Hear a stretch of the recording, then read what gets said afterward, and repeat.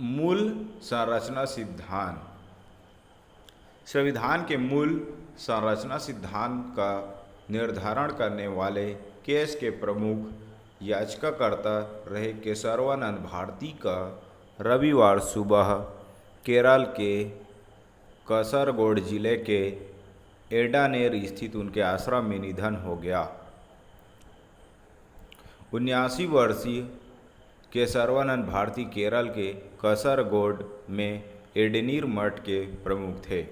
बता दें कि साल 1973 में उनके और केरल सरकार के बीच चले केस के फैसले ने उनकी पूरे भारत में अलग पहचान बनाई थी। केशवानंद को केरल का शंकराचार्य भी कहा जाता है।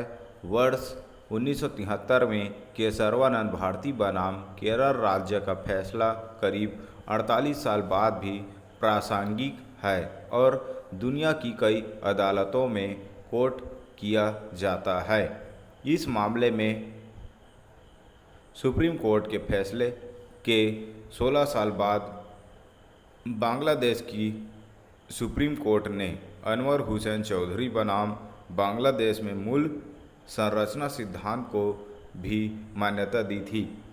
केशवानंद भारती बनाम केरल राज्य केस के ऐतिहासिक फैसले के अनुसार संविधान की प्रस्तावना के मूल ढांचे को बदला नहीं जा सकता। क्या था मामला जिसमें सुप्रीम कोर्ट ने सुनाया था ऐतिहासिक फैसला? केरल की तत्कालीन वामपंथी सरकार ने भूमि सुधार मुहिम के तहत जमींदारों और मठों के पास मौजूद हजारों एकड़ की जमीन अधिग्रहित कर ली थी। सरकार का तर्क था कि वो जमीनें लेकर आर्थिक गैर बराबरी कम करने की कोशिश कर रही है। इस सरकारी फैसले को तब युवा संत ने चुनौती दी थी। इसकी चपेट केशवानंद के एडनीर मठ की संपत्ति भी आई थी। मठ की सैकड़ों एकड़ की जमीन सरकार की हो चुकी थी। केशवानंद भारती ने केरल राज्य के इस फैसले को अदालत में चुनौती दी थी। केशवानंद ने कोर्ट में याचिका दाखिल कर अनुच्छेद 26 का हवाला देते हुए दलील दी थी कि मठाधीश होने के नाते उन्हें अपनी धार्मिक संपत्ति को संभालने का हक है।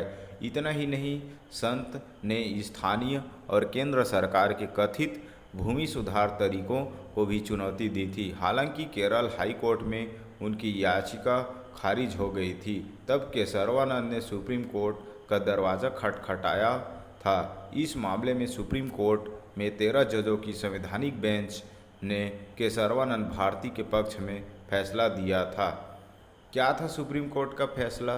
केशवानंद की याचिका पर 23 मार्च 1973 को सुप्रीम कोर्ट ने ऐतिहासिक फैसला सुनाया था। 13 जजों की संवैधानिक बेंच ने 7-6 के बहुमत से फैसला सुनाया था, जिसमें कहा गया था कि संसद संविधान में वहीं तक बदलाव कर सकती है जहां वह संविधान के बुनियादी ढांचे पर असर न डाले।